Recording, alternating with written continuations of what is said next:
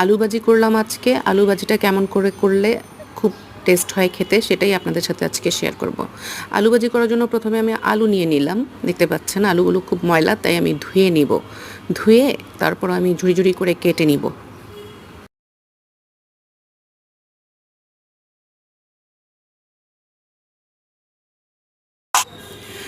এখানে আমি পেঁয়াজ কুচি, কাঁচামরিচ কুচি তেলে ভাজা ভাজা করে নিলাম। নিয়ে ঝুরি করে কেটে রাখা আলুগুলো আমি দিয়ে দিলাম।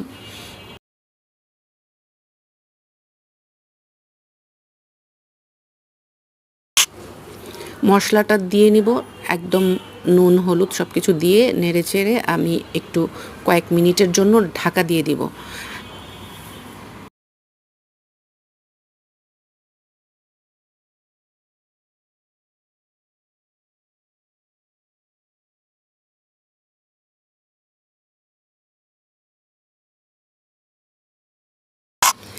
দেখতে পাচ্ছেন বন্ধুরা, আমার আলুর ভাজিটা হয়ে আসছে।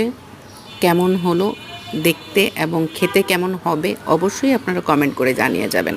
এবং যদি ভালো লাগে থাকে তাহলে আমার চ্যানেলটাকে একটু সাবস্ক্রাইব করে দিবেন। আল্লাহ হাফেজ।